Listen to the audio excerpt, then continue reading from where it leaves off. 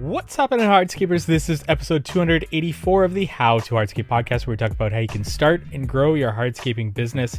And on today's episode, this is my yearly reminder to talk about budgeting and budgeting for next year, taking a look at this past year and getting ready to actually price jobs appropriately for next year. So this is something that I do kind of each and every year since I've started the podcast, and something that I personally like to talk about. So if this interests you, keep on tuning in to what we've got to talk about today. But before we get into today's episode, we want to thank our sponsors, Cycle CPA. And if you're looking for bookkeeping, accounting, CFO services, reach out to Cycle CPA at cyclecpa.com.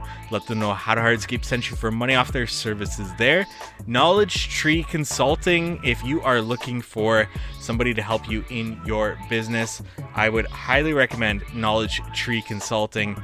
They are efficiency consultants in our industry, and you've heard them on the podcast multiple times before. George and Peter of Oriole Landscaping, and George a couple of other times talking about various topics, and we'll definitely have George on in the future to talk more. But you can learn more about them at knowledgetreeconsulting.com. And without further ado, let's get into today's episode. So first and foremost, right off the bat here, we have the How to Hardscape headquarters software, which will help you budget, estimate job costs, time track, schedule, and also has installation courses and other courses on the platform that you can assign to your employees, let them go through it, use it as an onboarding and training tool. And we're going to continue to expand on those. But with that being said, we started with the spreadsheet, the budget and estimate spreadsheet, eventually got to a point where it needed to be a software, turned it into a software. And if you're looking to dive into a software this winter, this could be something that you might want to look at. We are competitively priced, and it is also a pricing that allows you to lock in your pricing for feature-specific price increases. So we're not saying that there's not going to be inflationary price increases and other price increases, but the way we've been developing the software is once we hit certain milestones in terms of features coming out, we then raise the price. But if you're already signed up, you won't experience those price increases. And usually that comes with about $50 a month extra that we've been increasing the pricing. But we have decided to hold off on our next price increase, which was coming when we developed the app. The app is out, and I held off on the price increase just to allow anybody that wants to hop in before the new year to get that. Think of it as a Black Friday deal or Boxing Day deal, end of year special. But that is what I'm doing for the software. So you can sign up, and I think it's currently $200 a month. And you are locked in for feature specific price increase growth. And usually we do I would say two a year, where we increase the price by $50 a month. And we will eventually get to about $400 a month will be our sweet spot, where we will hold off on price increases from then on. So it's a good chance for you to get in before especially if you're a business that is growing and you see growth in the future and you want to grow alongside a software.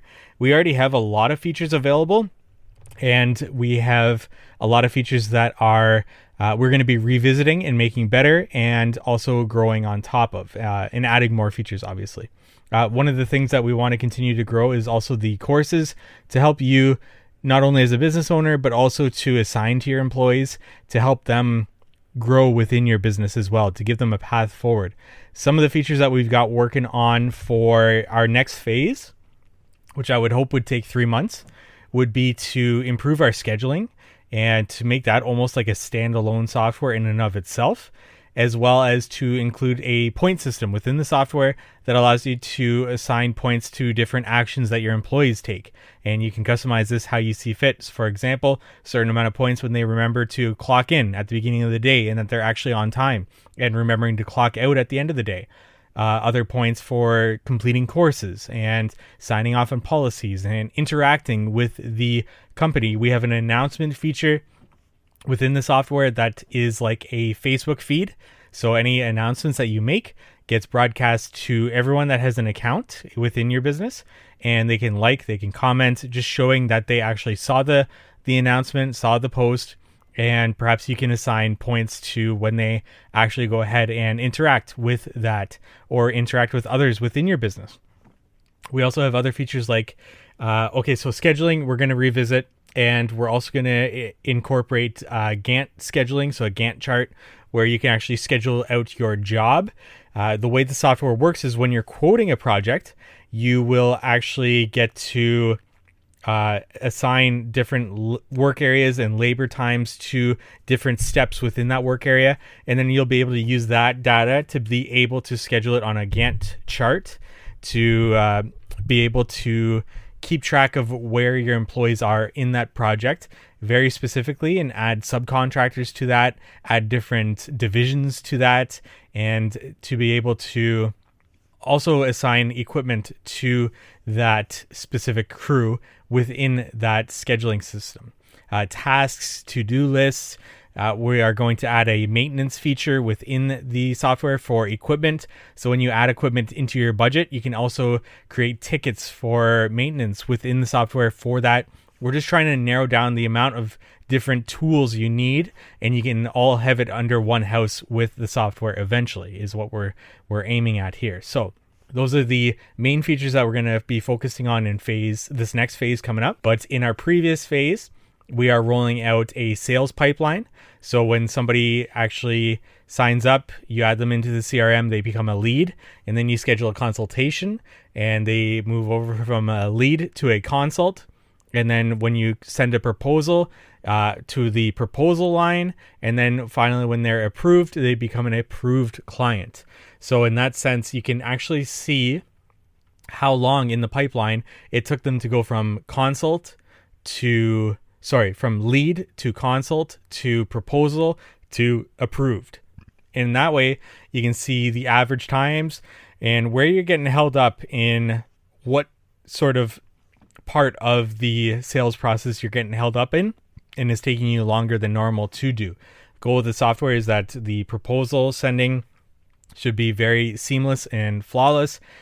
We do a labor rate recovery system for our software. So when you create the budget, you can recover your overhead through labor. It's the way I think is the best for most of the landscape businesses out there. I know others talk about multiple overhead recovery systems. I don't like that. I've talked about it on the podcast before. Why? It adds another layer of complexity, and you have to then predict how much dollar amount of materials you're going to use in that season. But that assumes that there's an equal labor ratio between all these different services that you offer. For example, pavers versus installing lighting, and your markup on materials is not going to have the same material to labor ratio when you're installing lighting versus you're installing pavers. So I just like to quote how much time it's going to take me for different work areas, for different services that we offer, even within a project. And that's how I recover my overhead. And then materials are on top of that. In my business, I don't even look at my revenue. I look at my revenue less materials, because that's a stronger and more accurate indication of how I'm actually doing as a business. Materials are just the thing on top of it that we sell to our client. The way I look at it is we sell labor, we sell our expertise. The materials are what we install. Your client can go out and buy materials very easily. Now they'll be paying retail, and we charge retail when we do include materials for that reason. But it's much harder for them to go out and get the expertise or to get your expertise. And that's what they're really actually paying for. And that's why we recover our overhead through a labor rate system. Now, when it comes to actually creating your budget, we use a very similar system to what most businesses out there would use in a construction-based business, including our equipment, adding equipment, and adding all the different overhead expenses that come into your business that your business pays for on an ongoing basis. Some of these are very known items, for example, rent, but some of these are budgeted items, for example, marketing. And even if you're not paying any money in marketing, I always recommend that people budget about 2% of their revenue You can do a bit less, but I always say 2% of your revenue should be budgeted for marketing, whether you use it or not. It's still something that you want to have available to you should you have to market yourself, especially if it gets a little bit more difficult to land projects and to get leads into your business. You want to have that available to you, and having money coming in from every project based on your budget for that. And it's not something that all of a sudden you want to have to, okay, now I need to budget for this, and now I need to start accumulating money for in my business. Is something that you want there for it. And hey, if you get to the end of the year and you budgeted, say $5,000 for marketing, and you only spent $1,000, well, now you've got $4,000. That's actually net profit. But you can also use that to spend on uniforms for your business, or to spend on safety equipment for your employees to always have with them. Things like that. That's how I like to look at it in my business. And it's something that I look at. What are typical overhead expenses for any business, any specifically construction-based business? I want to make sure that I have all of those included, even if I'm not actually spending that money right now, because there will come a time where you're going to want to have that capital available to you to be able to spend on, no matter where you are in your business. Now, the reason why I am taking the time now to talk about budgeting, with this being the end of the year, is because this is a good time to look at last year, how things went, how things did. And we actually had Cycle CPA on in the previous episode that talked about looking back at last year and looking forward to this year. And now I'm just going to talk more about budgeting for the new year, because if you are already pricing projects for next year, you're pricing them, if you have a budget, based on the previous year's budget and not what you are actually going to grow into next year. It's also why I like budgeting for growth. So for example, what that looks like is if I want to grow from, say, X revenue to Y revenue, and fill in those values however you see fit, you want to increase your marketing spend because you'll likely need more leads to be able to come into your business. For example, if you're expanding from 1 crew to 2 crews, you're now doubling your business, hopefully, and especially in terms of revenue. So you might be looking at, okay, I need to now double my marketing spend.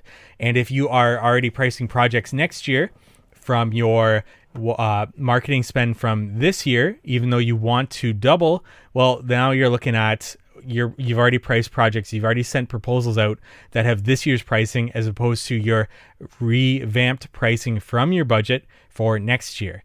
And this is just like there are material price increases from this year to the next. We also need to increase our pricing or have it reflect where our business is going for the next year. Otherwise, you're giving a lot of good discounts at a very busy time when most people are looking for a contractor during that spring rush, and you can actually afford to typically charge more during that time. Because with more more demand for your services, you will get more leads, an influx of leads, and you're not necessarily trying to book out your season already in spring. You can actually charge more for that and have your close ratio go down a bit than what you're typically wanting it to be, because you are pricing appropriately for that time period.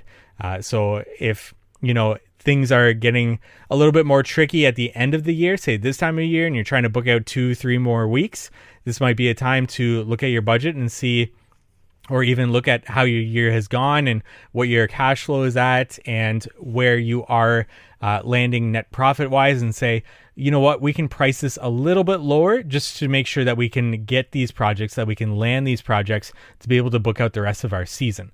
And this is how I take it during the different seasons per se, spring, summer, and then fall for my business, and where I'm at and what I can actually price myself profitably at and during each of these different seasons. Now, this past year was a little bit different for my business.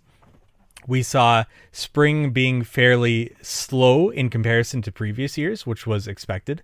And then we saw the summer get even slower, especially June and July, which is also very much expected. But then when August hit, we had an influx of leads. And with that, we were able to land pretty much the remainder of our season during that time. And a really weird year, because typically you see September, October be those busier months as kids go back to school, parents start to look at their what they can get done for the rest of the year. But for us, that came about a month earlier than expected. So it's always good to take a look at leads coming into your business, how they're coming into your business. Are you spending money on marketing to get those leads into your business? And then what can you sort of look at for your close ratio to get to where you want to be marketing spend wise? So if you spend X amount of dollars, how many leads is that going to get you into your business? And how many leads of those are you actually going to close based on your close ratio, your past close ratio? And you can also look at close ratio during a specific time period. So within the software, you can actually do that. You can actually now take a look at what your close ratio is, and you can actually choose a date range to be able to see what your close ratio typically is and where you're at this year. So you can actually compare and see if it's a valuable thing to spend money on in your business during a certain time period for marketing. Something that we have worked hard to put together in the software to help our users specifically. So just a quick talk on close ratio, how I look at it there, and the way I look at marketing spend as well. I would also take, if this is the winter time for you and you have a little bit of time, take a look at your website and take a look at other marketing tools that you can use to be able to get your business name out there. I've talked about it in the past. I have doubled down on my website this past year or maybe two. Actually, no, last off season, I doubled down on my website. SEO has always been something that I have taken an interest to with the howtohardscape.com website and getting our articles ranked on Google for that. And then I just took that and applied it to my actual landscaping business. And that has seen a valuable sort of ROI, return on an investment, or return on my time spent for that. It is, for me, just quickly, SEO, looking at things that may be a little bit more obscure in terms of the search terms that you can actually create web pages around to be able to rank for. For example, a patio contractor or a patio builder might be a little bit more difficult to rank for, as well as somebody searching for a patio contractor might not just be looking for an interlock patio, they might be looking for a concrete patio. So what can you do to be able to increase that search term to be able to rank for more sort of search terms within that search phrase? So instead of patio contractor, you can include interlock patio contractor. Or if interlock is not something that is people in your region would use, if they use, say, a paver patio contractor, then making a web page around that specifically. And now you are actually creating a page that is targeting a paver contractor, paver patio contractor, also a patio contractor. So that includes those two search terms within that one page there that you've built. I've also seen that I can create pages around, say, a step builder, and with steps also comes other things that people need done. And I've done this also with my paid ads, where I've created landing pages for that specific search term, but also paid for Google search terms to be able to direct people towards, hey, we build steps, yes, front steps especially. And if somebody is looking for front steps, an easy upsell when you're there is a front walkway as well. People typically look at their steps and see them crumbling, falling apart, and need somebody to come and build steps for them. But they don't necessarily look at their walkway the same way, because their steps is an immediate, I need this done. It's a need, not necessarily a luxury or a want. But you might be able to say, hey, your walkway, we can match it to your steps, do it all in one shot, save you a little bit of money, especially if you in the future want to get a walkway done. We'll do it all in one shot and save you a little bit of money. Or now you have them in your CRM And you can reach out to them in the future to be able to say, hey, we did this step install for you last year. Would you be interested in getting your walkway done? I know we talked about it before, but now could be a good time to get you in the schedule to get that front walkway done. And as long as you did a good job for the steps, then you've got that client in your CRM that you can now upsell into other services that you also offer. I found that very valuable because paying Google search terms for, say, a patio, a paver patio, is a lot more expensive because there's a lot more people bidding on that. They're trying to get on Google and pay Google to be the top search term for that, for Google Ads. But if you pay Google for a lesser demand search term, like a step builder, you can actually get that client at a cheaper rate and also get that front walkway in, or have them in your CRM for that front walkway. And that is just SEO. And then I talk about how I also have used YouTube to also get more and more leads into my business. The whole goal behind this is to eventually not even have to pay any money for leads, especially in times where it is a lot more difficult to get leads. Because when it's a lot more difficult to get leads, it's typically a lot more difficult for many companies to get leads, and then they have to pay for marketing, and that increases the ad spend for those companies because it's just a marketplace. Who's willing to bid the most to get on top of Google for those search terms? And it's just a bidding war, and that's where you see the increase in ad spend for those certain search terms. So something that I have really focused on. We want to take a break from today's episode to thank our sponsor, Knowledge Tree Consulting. They are efficiency consultants in the industry with 35 plus years of industry experience building Oriole landscaping in Toronto, which they are completely hands off at this point.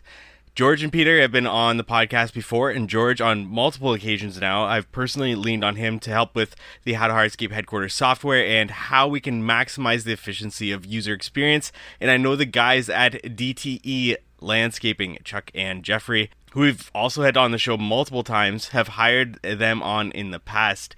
Check out their consulting services, peer groups, and events that are coming up on their website, knowledgetreeconsulting.com, or check them out on Instagram at joinktc. Now back to our episode. But getting back to the budget and talking about overhead expenses, you want to look at what are your goals for next year? What things need to be increased for next year? It's never something that is, hey, this is coming out of, this is just a cost of doing business and I am just going to have to eat it. It is always something that should be built into every single project that you quote. So creating a lump sum marketing amount, say you work 10 months of the year and you're going to budget $10,000 for marketing. Every month is going to have $1,000 of marketing spend associated to it. So every project in that month is going to have a portion of that $1,000 associated to it.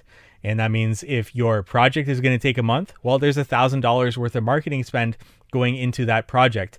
And you're going to recoup that money based on the amount that you are budgeting for, amount that you are sending out in that proposal. It's already baked in there in your overhead. And that's how you recoup that money, especially with marketing. But you also want to look at, hey, you know what? Next year, I might have to increase the space for my business, for parking or for being able to rent yard space and so on there. So that is something that you will have to look at this year and think about for next year and increase that rent space in your budget. Or perhaps it's something that you're looking at 3 years down the line and you want to start to charge as if you are already that company and you want to increase that spend as you are right now. And that's what I do in my business because I want to charge as if I'm the company I want to be tomorrow. And I want to charge like that I am today. Otherwise, I feel like I am underpricing my services, especially with my expertise and me being an owner operator still in the field and working in the field. That client gets my many years of expertise and I want to be charging as if I am a larger company because I feel that my expertise is worth that value. And going back to each and every single one of those line items within my budget, I want to make sure that I am charging what I am worth. Now, there's that'll get you to that market-based pricing basically. And I always look at it like I want to be within my market for market-based pricing. When we create a budget and we price from that budget, we are pricing cost-based. So this is what my cost of my business is, but what does that compare with the market-based rate? But also on top of that, what can I add value to the client to show them and provide perceived value? What I've done in my business is through my YouTube videos, I link each and every single one of those YouTube videos in my proposal that I send out.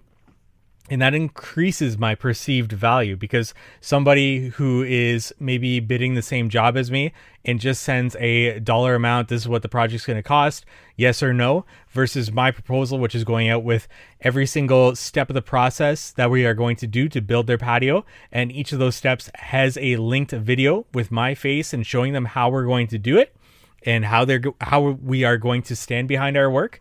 That adds a lot of value to our clients, and they are willing to pay more for a contractor that is willing to show them exactly how it's going to be done versus a contractor that's just going to send out a dollar amount and say, this is what it's going to cost. And that is a valuable thing for me, my business. And not to mention, word of mouth leads are the most valuable, and you're able to charge appropriately for those word of mouth leads because they already know that you're going to do good work based on somebody already referring you. Well, YouTube is just like that. They get to see your face, even if it's Instagram as well. I prefer YouTube just because of the longevity of the videos that you get there, as well as the monetizations that comes with it. It's getting me leads as well as it's paying me, which is always great.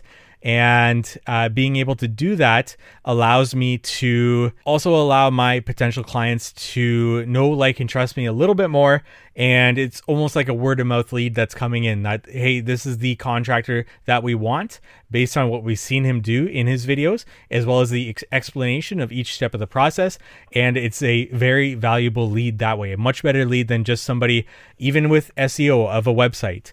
And unless you have good, solid processes in your website of how you're going to do things. My videos are also on every single page of my website, and each step of the process is ironed out in that website. So that helps me. But if your website is ranking on Google through SEO and somebody goes there and fills out your contact form, it's a little bit less of a valuable lead, especially depending on how you're actually structuring that web page there. But now we're getting way too much into marketing. I want to get it more into budgeting, and that's my process around budgeting and what I'm looking for overhead expenses, and looking at last year, looking at where I'm going next year, but also 3 years down the road where I want to be and what overhead expenses are going to get me there, and what overhead expenses should I be baking in to my budget and allow me to get to that market-based price, as well as to be able to, hopefully the goal is exceed that because I'm providing more value for my clients.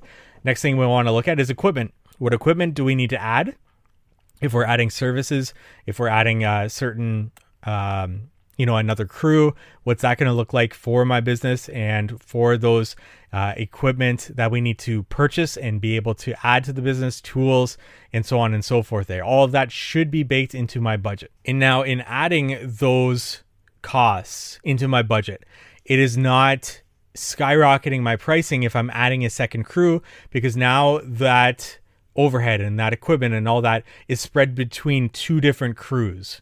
So basically, if we have one crew, all that equipment is assigned to that one crew. If we add two crews and doubling our equipment and everything like that, it's not doubling our cost for our overhead. It's actually dividing them amongst our two different crews, or however many employees that you have. So that is also something that you need to look at and see where you're going for next year and make plans for next year to start to revise that budget now. Because like I said, if you are pricing and quoting projects next year based on this year's budget, you are pricing based on this year's pricing, and you are missing out on any lost opportunity when it comes to growth in your business. A budget is meant to give you a roadmap of what you can actually charge, what you should be charging as a bare minimum to cover your costs. And that is how I look at budgeting, and not just blindly saying, okay, materials times 2 or whatever that might look like, because that's not always going to work depending on the type of services that you offer within an outdoor living space. And it's not going to work in terms of the access on the project and the various factors that play into each and every single project.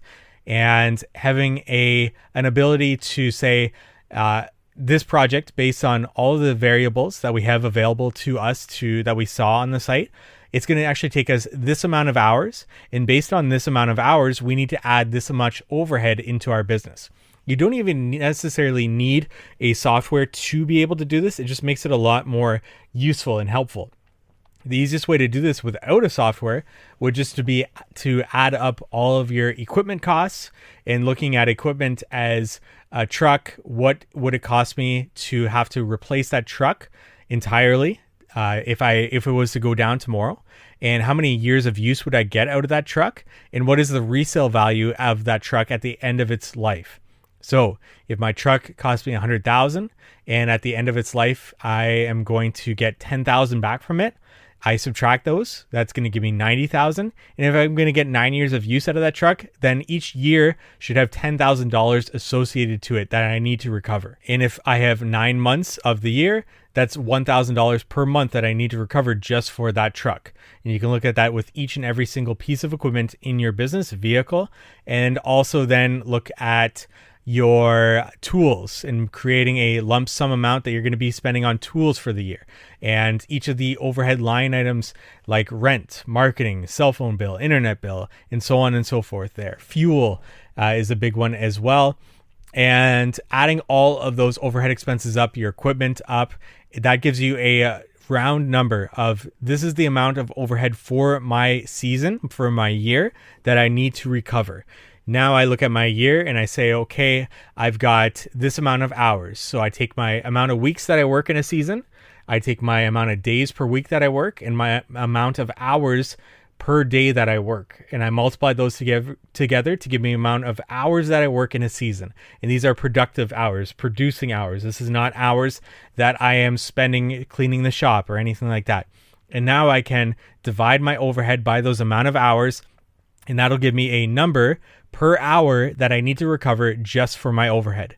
So now I can then add in my labor cost for that specific project, and I can add in my material costs for that specific project. And because we're recovering through our labor rate, we don't need to add a markup for our materials.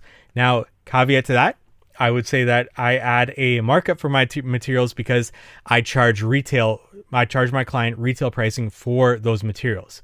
And the markup is the difference between contractor pricing and retail pricing, because my client would not be able to get that contractor pricing anyways. And then I look at also if material is something that is typically a warranty that might come up, for example, plants. Even though I don't do plants, you can say, okay, plants, X amount of plants I typically have to go back and replace. So how can I mark up my plants to recover that replacement? Say X percentage amount of plants I need to replace, 10%. I need to then look at how many plants I can mark up to recover that 10% of plants that go out, as well as the labor costs involved in doing that, in recovering that labor cost warranty of replacing those plants. Other things like lighting could be a good one as well. You can also get into things like pavers and all that, but typically I find that my difference between contractor and retail pricing that I'm charging covers me for warranty for the most part for that. We want to take a break from today's episode to thank our sponsor, Cycle CPA.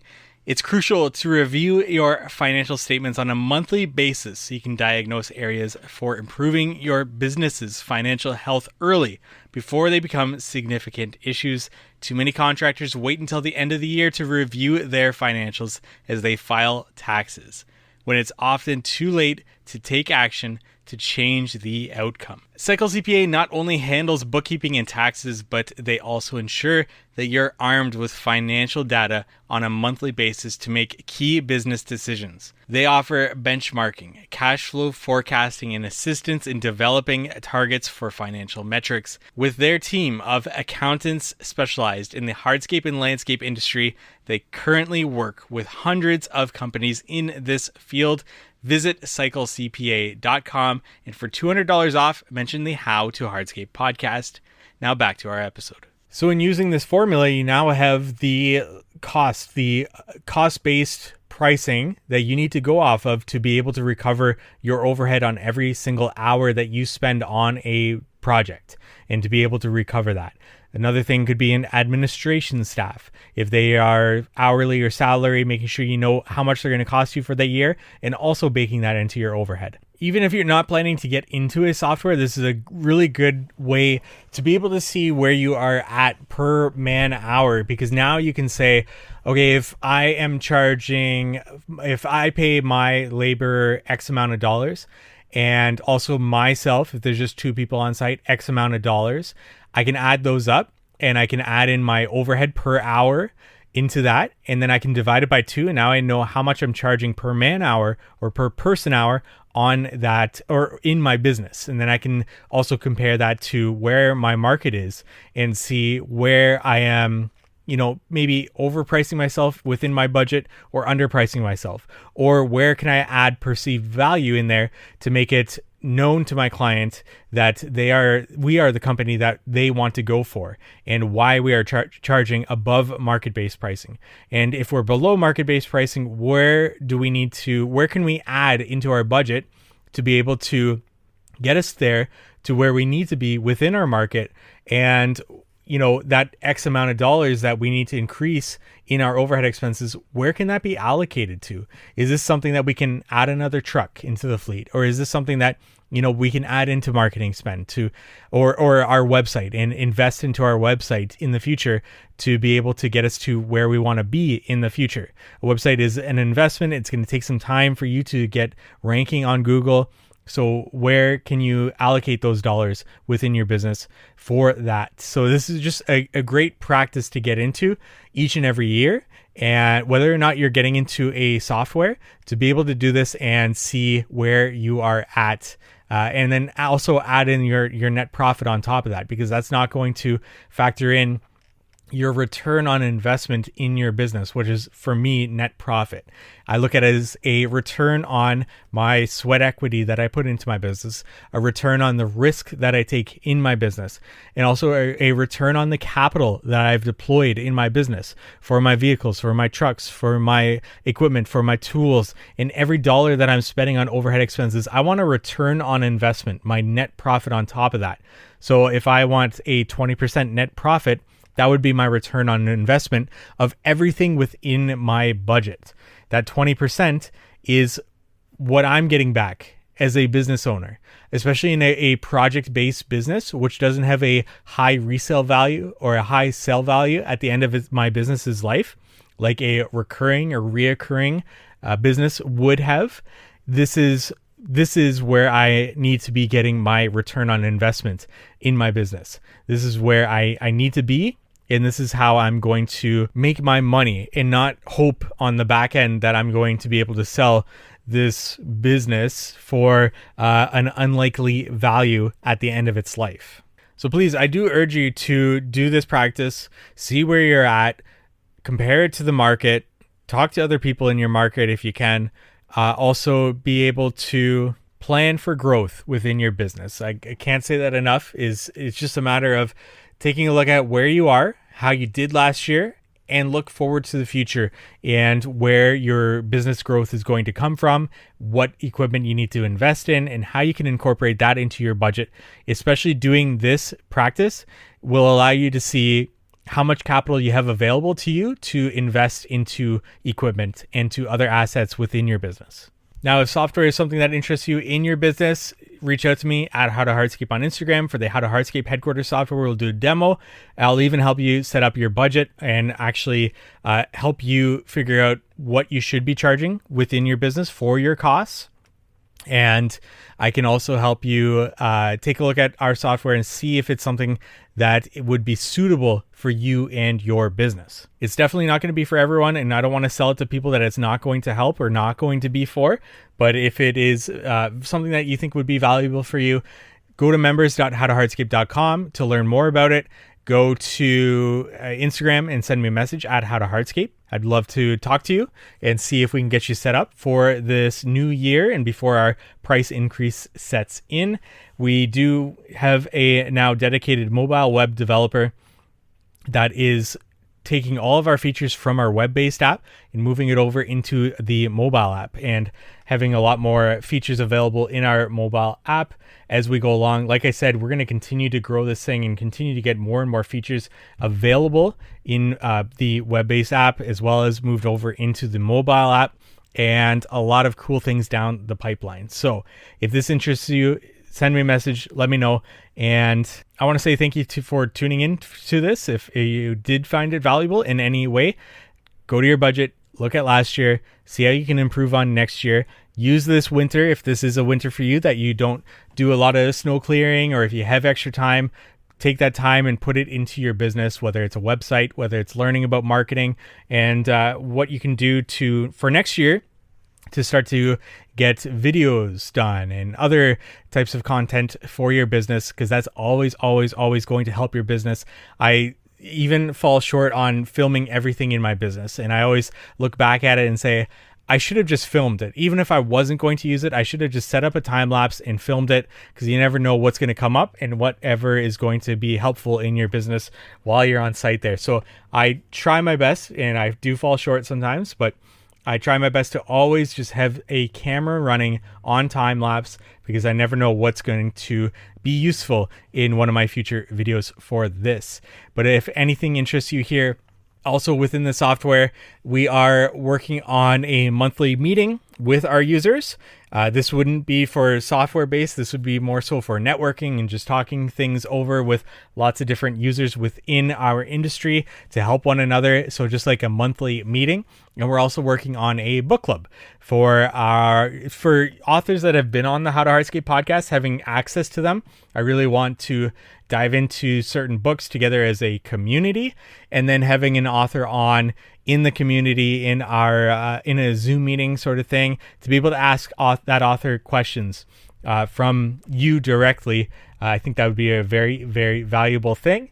And that's something that we're working on for the new year as well. All of this would be accessible to any user of the How to Hardscape headquarters software, including our installation courses and other courses on budgeting, estimating, and knowing your numbers. The Knowing Your Numbers course is an hour long, 45-minute long each, on the Cycle CPA going through a profit and loss statement, and another 45 minutes going on a balance sheet and just dissecting it and looking at what you need to be looking at in each of those reports within your business. So if any of this interests you, send me a message or go to members.howtohardscape.com and book a demo there. But thank you for listening to today's episode. I hope you found it helpful in any way. I hope you were able to find one thing that you were able to implement or to add or take action on in your business, especially for next year. Also, if there are any guests that you'd want to hear on the show, or you want to be a guest on the show, send me a message at How to Hardscape. I am going to be doing very specific in-depth topics episodes this year, so not necessarily just doing I Am a Hardscaper episodes where we sit down with a hardscape business owner, do a deep dive into their business. I really want to get very deep into specific topics this year. So if you have a topic that is something that you think you are a master at, or something that you think you could add a lot of value to, send me a message. Or if you have a guest that you'd want to hear on the podcast, or a previous guest that you'd want to hear more from, let me know. Send me a message. We want to say thank you to our sponsors. Cycle CPA. If you're looking for bookkeeping, accounting, CFO services, reach out to Cycle CPA at cyclecpa.com. Let them know How to Hardscape sent you for money off their services there. And Knowledge Tree Consulting. If you're looking for efficiency consultants who have a lot of experience in our industry, check out Knowledge Tree Consulting at knowledgetreeconsulting.com. And we look forward to meeting with you next week on the How to Hardscape podcast.